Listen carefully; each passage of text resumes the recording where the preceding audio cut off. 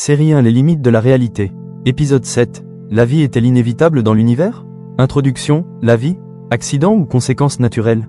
Pendant longtemps, une idée dominait. La vie est un miracle rare, presque impossible. Mais aujourd'hui, la science commence à poser une question radicalement différente. Et si la vie n'était pas un accident, mais une conséquence naturelle des lois de l'univers?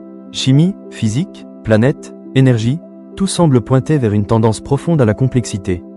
Question 1. Qu'est-ce que la vie, scientifiquement? La science ne définit pas la vie par l'âme ou l'intelligence, mais par des critères précis, un système chimique organisé, capable de se maintenir hors équilibre, échangeant de l'énergie, stockant de l'information, capable d'évolution. La vie est avant tout un processus chimique dynamique. Question 2. Pourquoi la chimie favorise-t-elle la vie? La chimie possède une propriété unique. Elle permet la complexité stable. Les atomes s'assemblent, les molécules se diversifient, les réactions forment des réseaux. Certaines structures deviennent auto-entretenues. Dans certaines conditions, la chimie s'auto-organise. La vie pourrait être une chimie qui a trouvé un moyen de durer. Question 3. La vie peut-elle apparaître spontanément? Les recherches modernes montrent que des molécules complexes se forment naturellement. Des membranes apparaissent spontanément. Des cycles chimiques auto-entretenus existent. La frontière entre non-vivant et vivant est floue. La vie pourrait émerger par étapes progressives, sans saut magique. Question 4. La Terre est-elle un cas unique?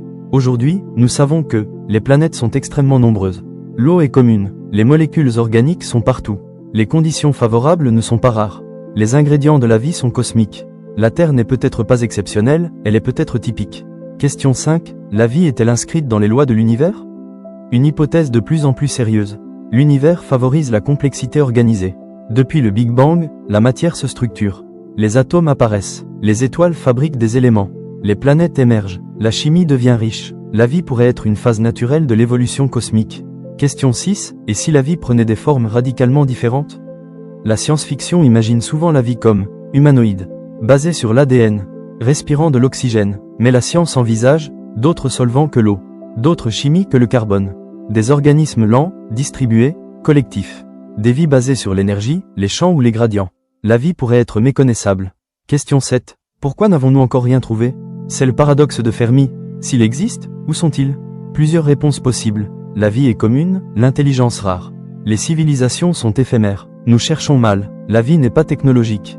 Nous sommes encore très jeunes à l'échelle cosmique. L'absence de preuve n'est pas preuve d'absence. Science-fiction réaliste, l'univers vivant. La SF explore une idée fascinante, des planètes conscientes, des biosphères intelligentes, des écosystèmes pensants, une vie distribuée à l'échelle planétaire. Mais la science réelle suggère déjà ceci. La vie pourrait exister sans intelligence, sans technologie, sans langage. Juste comme une organisation persistante de la matière. Question 8. Et si nous faisions partie d'un univers vivant? Une idée vertigineuse émerge, la vie comme propriété émergente de l'univers. Les êtres vivants comme des organes temporaires. La conscience comme une phase locale. Nous ne serions pas une anomalie, mais une expression du cosmos. Conclusion. La vie? Exception ou nécessité? La science ne donne pas encore de réponse définitive.